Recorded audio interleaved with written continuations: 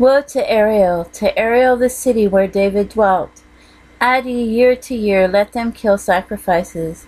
Yet I will distress Ariel, and there shall be heaviness and sorrow.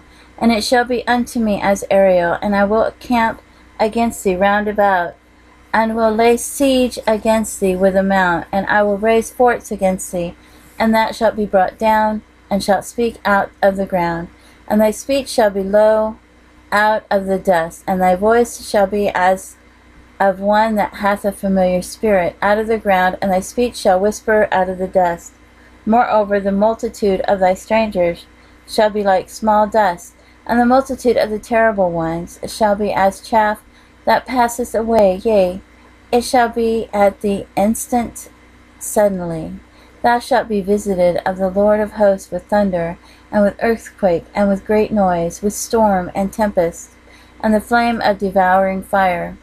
And the multitude of all the nations that fight against Ariel, even all that fight against her and her munition, and that distress her, shall be as a dream of a night vision.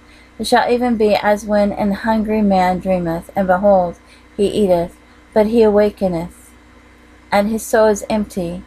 Or as when a thirsty man dreameth, and behold, he drinketh, but he awaketh, and behold, he is faint, and his soul hath appetite. So shall the multitude of all nations be, that fight against Mount Zion. Stay yourselves and wonder, cry ye out and cry. They are drunken, but not with wine, they stagger, but not with strong drink. For the Lord hath poured up on you the spirit of deep sleep, and hath closed your eyes.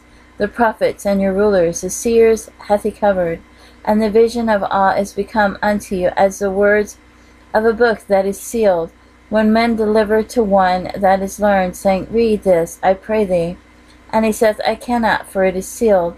And the book is delivered to him that is not learned, saying, Read this, I pray thee. And he saith, I am not learned.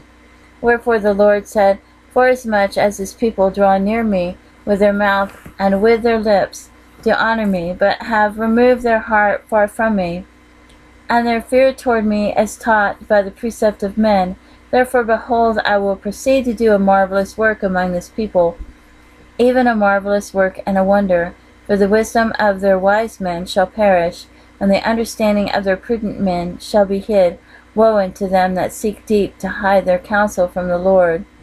And their works are in the dark, and they say, Who seeth us, and who knoweth us? Surely your turning of things upside down shall be esteemed as the potter's clay. For shall the work say of him that made it, He made me not? Or shall the thing framed say of him that framed it, He had no understanding? Is it not yet a very little while, and Lebanon shall be turned into a fruitful field, and the fruitful field shall be esteemed as a forest? And in that day shall the deaf hear the words of the book, and the eyes of the blind shall see out of obscurity and out of darkness.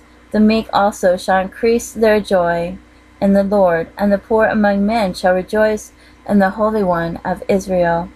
For the terrible one is brought to naught, and the scorner is consumed, and all that watch for iniquity are cut off, that make a man an offender for a word, and lay a snare for him that reproveth in the gate, and turn aside the just for a thing of naught.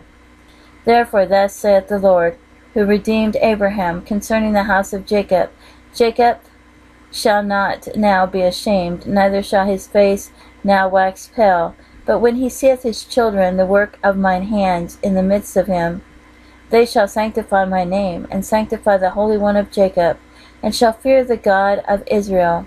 They also that erred in spirit shall come to understanding, and they that murmured shall learn doctrine.